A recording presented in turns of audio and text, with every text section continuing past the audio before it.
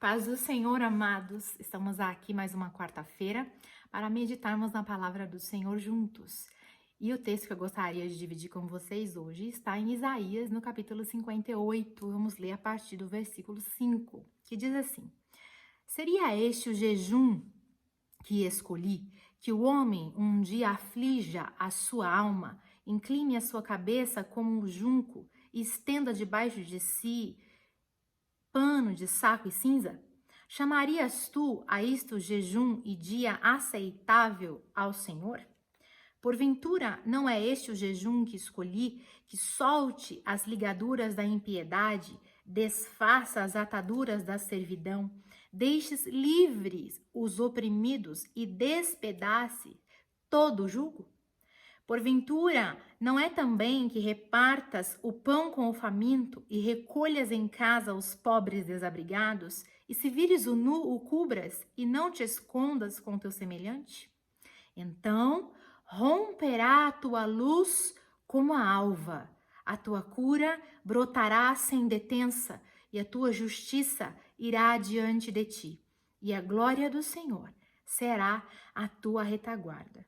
Então clamarás e o Senhor te responderá. Gritarás por socorro e ele dirá: Eis-me aqui. Se tirares do meio de ti o jugo e o dedo que ameaça, o falar injurioso, se abrires a tua alma ao faminto e fartares a alma aflita, então a tua luz nascerá nas trevas e a tua escuridão será como meio-dia. O Senhor te guiará continuamente, fartará a tua alma até em lugares áridos e fortificará os teus ossos. Serás como um jardim regado e como um manancial cujas águas jamais faltam. Tem demais esse texto, né? E depois você leia ele todo e ele ensina exatamente como é que se deve jejuar. E eu poderia ministrar hoje até somente sobre o jejum, mas não é o tema dessa mensagem. Posso outro dia até preparar sobre isso. Mas o que eu vim falar hoje é sobre alguns caminhos do nosso coração e que muitos deles são indecifráveis, né? Tem muita gente sofrendo de muitas dores do coração e agindo como se não estivesse sofrendo com nada. E tem muita gente também que não está sofrendo com nada, mas agindo como se sofresse com tudo. E tudo lhe causa uma enorme dor e um desgaste gigantesco. E em virtude dessas dores do coração, e que muitas vezes ficam insuportáveis, muitas pessoas recorrem à terapia, né? Precisam da ajuda de um terapeuta, de um psicólogo, para suportar até mesmo viver. Algumas pessoas não conseguem administrar a sua existência e as suas dores almáticas. E o Senhor aqui, ele fala: será que é esse jejum que eu quero de vocês? Que vocês se vistam de panos de saco e fiquem nesse sofrimento, sofrendo, né? Nessa servidão, aflito, que incline a cabeça e que você vista um pano de saco? Será que é isso que eu quero? Ele fala que não. Que o jejum que ele gostaria que fosse feito era que fosse desfeito toda a ligadura da impiedade e que fosse livre o oprimido e que fosse desfeito todo o jugo, que o pão fosse repartido, que fosse recolhido em casa aqueles que são desabrigados, que fosse coberto aqueles que estão nus e que nós não nos escondêssemos do nosso semelhante. Esse é o jejum que Deus espera de nós, né? E eu vejo hoje que nada contra a psicologia, principalmente a psicologia boa, aqueles psicólogos sérios, né? Aqueles que realmente estão comprometidos em fazer o bem e realmente ajudar aqueles que necessitam de apoio, de ajuda. O que mais se vê hoje são pessoas que ficam protelando, né? Sentados ouvindo celeumas e ganhando tempo, ganhando dinheiro e talvez tratando a dor como sendo algo tão normal, né? Usando dessas teorias universais, né? Freud, Jung, a teoria analítica, né? Que eles, para tratar essas questões, dessas dores da alma, do coração. E eu vejo a forma com que Jesus tratou. E Jesus tratava cada um de maneira tão pessoal e única, abordando individualmente e tratando individualmente cada um de acordo com as dores com que apresentava. Não existia uma teoria universal para Jesus, onde ele tratava todos, cada um diante da sua dor, mas olha, é o mesmo tratamento. Não, cada um ele abordava de uma forma, sabendo que precisava ser exposto àquilo que estava sendo doloroso para ele, para que houvesse tratamento e cura. E não ficar postergando e deixando, e falando, talvez sem conclusões, sem chegar a denominadores. É muito bom quando a gente pode falar, e isso realmente cura falar, né, pôr para fora, mas talvez sem um norte definido, talvez sem algo tão palpável e concreto. E o modelo que a gente percebe que mais houve resultado foi o modelo da confrontação, né? Que sempre foi a forma que Jesus tratou com todos, inclusive com o apóstolo Paulo, que foi, olha, é assim, é a verdade, essa é a questão da tua existência, cara a cara, olho no olho, indagando, provocando, afirmando, trazendo incômodo para que aquilo houvesse realmente uma forma de decisão, a pessoa tomasse uma decisão diante da situação que ela identificou, que ela enxergou. Eu só posso tomar uma decisão quando eu enxergo algo na minha vida. Eu sei que eu tenho falhas, você sabe que você tem falhas. Não há um sobre a terra que não tenha pecado. Todos nós pecamos e somos carecedores da glória de Deus. Por que é que eu quero cobrar a santidade do meu irmão se eu preciso alcançá-la? E eu preciso enxergar isso em mim. Eu preciso enxergar os traumas do meu passado e enfrentá-los de uma vez por todas. Enxergar que aquilo, talvez declarar que aquilo me machucou, que aquilo me doeu, confessar e enfrentar. Jesus, a psicologia dele é a da confrontação simples e pura, com cada um único, com cada um especial, com cada um de forma absoluta, sem nada de jejuns, sabe, para sofrimento, mas é o puro e simples. Olha, o que eu quero é que vocês sejam mais humanos, o que eu quero é que vocês sejam mais sinceros, o que eu quero é que vocês sejam mais verdadeiros, o que eu quero é que a verdade realmente venha aparecer e vocês venham viver. O que eu percebo é que talvez essas milhões de teorias da psicologia atrasam a cura das pessoas, porque elas mascaram a realidade que ninguém quer confessar, que é a mais obscura que às vezes existe em nós. Cheio de pudor. Qual é o problema de enfrentar o seu fantasma? É mais fácil você apontar o meu, né? É mais fácil você olhar para mim e enxergar todos os meus erros e defeitos, do que você olhar para você e ver que você também não é perfeito. E ver que você também tem uma lista que você precisa enfrentar. Talvez, se você tirar esse pudor e você olhar a sua fragilidade, você vai andar mais ligeiro.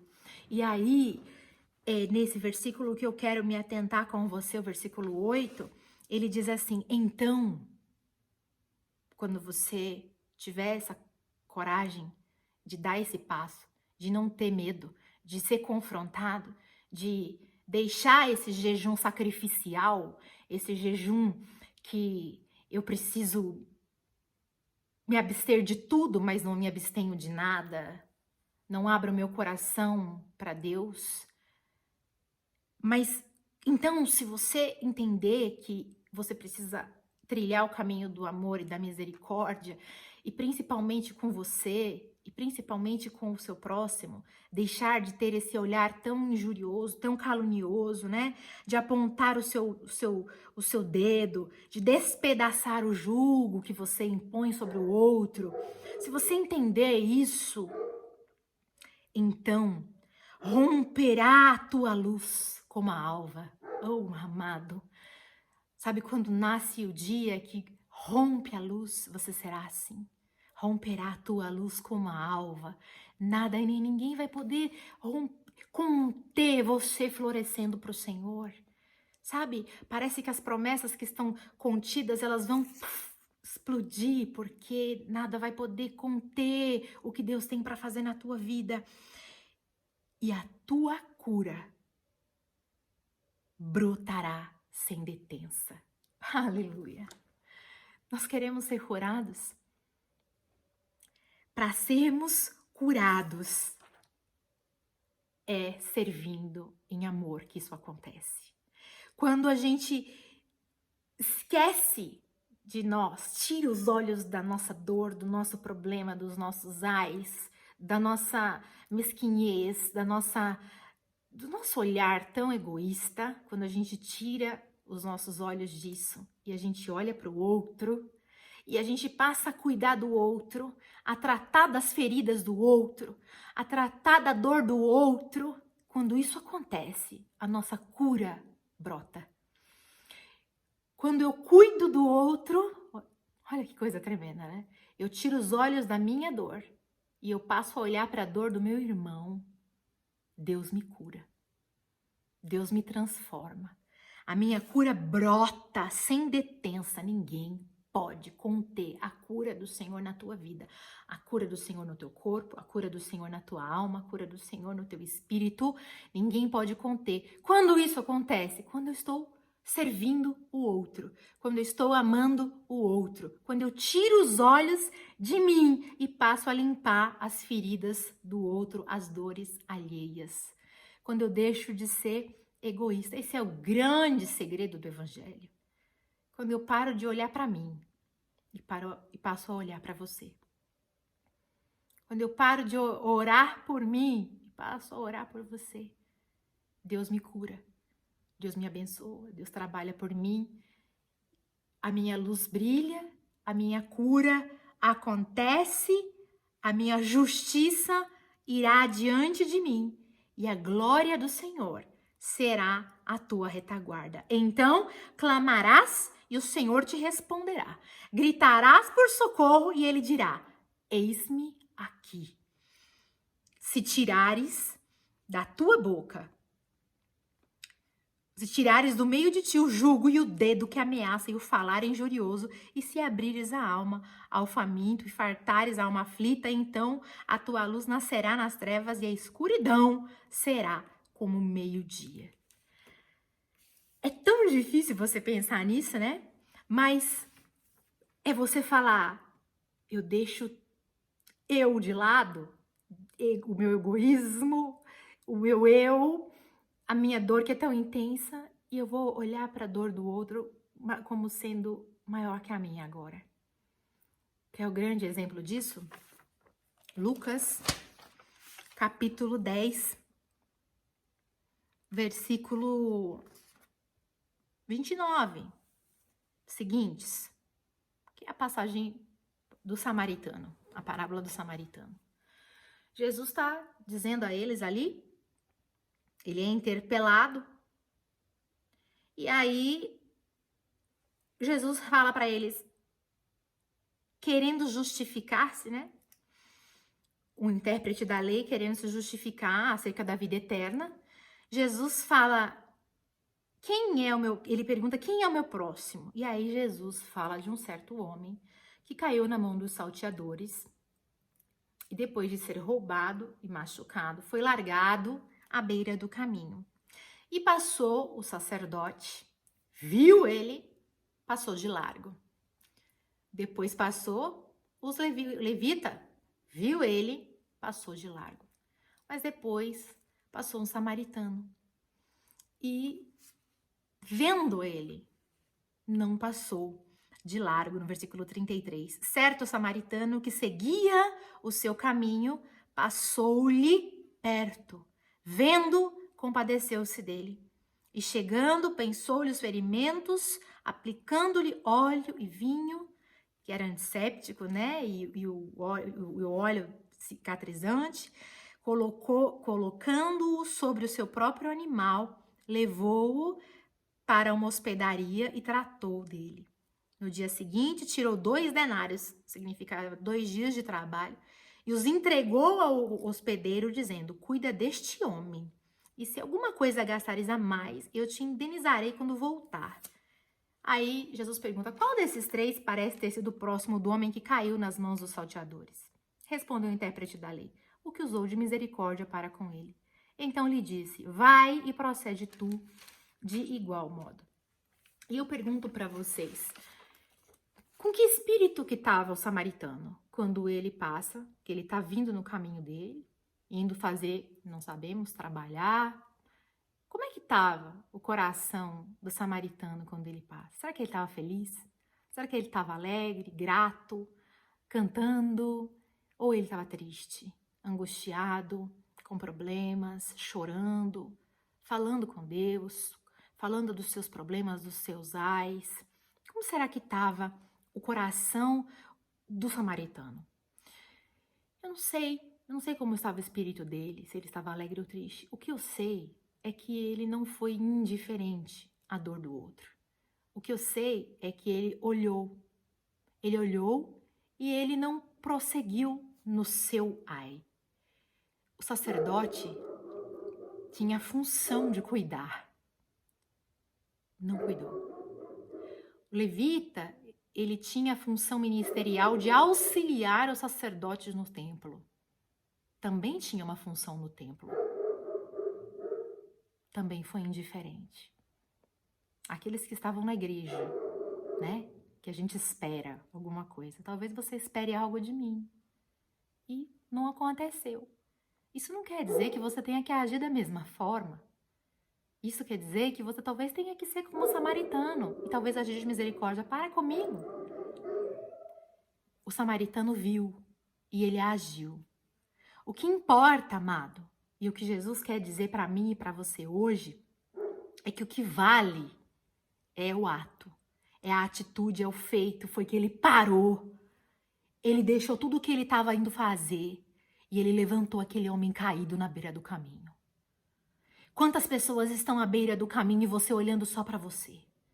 Quantas pessoas estão à beira do caminho e você olhando só para sua ferida, para sua dor e achando que você é a vítima do mundo?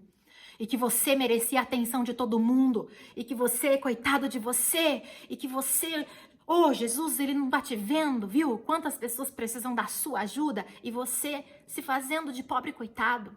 Você não é um pobre coitado. Eu não sou uma pobre coitada, nós somos servos do Senhor e precisamos agir como tal, nos levantar e falar: Senhor, sempre haverá alguém caído à beira do caminho, precisando de um samaritano que possa olhar e chegar perto e colocar sobre o seu animal e passar óleo, passar vinho e levar na hospedaria de Jesus e falar: você pode, por favor, Senhor, agir com misericórdia e curar essa vida. Será que existe pessoas capazes de perdoar? Será que existe pessoas capazes de amar e de dar outra chance? Ou não? Somos os carrascos julgadores, os Barrabás da vida? Ou será que nós somos aqueles que tacam a pedra sem se examinar antes? Somos aqueles que fazem jejum, se abstêm de alimento 1 mês, 2, e depois o coração é mais duro que uma pedra? Afinal, o que é que Jesus está querendo? Jesus não quer que você faça jejum sacrificial. Jesus quer que o seu coração venha a olhar para dentro e falar: tem alguém caído ali. Tá doendo em mim, mas está doendo ali também. E enquanto eu estendo a minha mão para ajudá-lo, o Senhor vai me curar. A minha luz vai brilhar. E o Senhor vai ouvir o meu clamor. E Ele vai transformar a minha verdade. O importante é a tua decisão hoje. O importante é a sua decisão quando você vê alguém caído. Se você vai ser indiferente porque afinal de contas está doendo em você também, então cada um na sua, ou se você vai estender a sua mão. Nós não sabemos como é que estava esse samaritano, mas ele, se nós olharmos pela função hierárquica ali, ele não tinha obrigação. O sacerdote tinha e o levita tinha. Eles não fizeram, mas ele fez. O que importa é a sua decisão diante de Deus. O que importa é que você possa olhar para a palavra de Deus e falar: eu estou fazendo a minha parte. O que falta para você ser curado é esquecer de você mesmo e olhar para mim, e olhar para essa pessoa que está aí perto de você. Quem é o seu próximo? É quem está aí perto de você. É a próxima pessoa que passar na tua frente. Faça o bem. Não importa a quem. Estenda a mão. Cuide de quem precisa. Cuide daquele que carece de atenção e de graça e de cuidados. E enquanto você faz isso, o Senhor vai estar curando você. O Senhor vai estar fazendo com que a sua luz brilhe como o sol do meio-dia no meio das trevas. Você vai clamar e Ele vai dizer: eis-me aqui. Aleluia. Transforme essa auto-vitimização que às vezes a gente faz, né? Pobre de mim, coitado de mim, em uma ação proativa em favor da sua vida.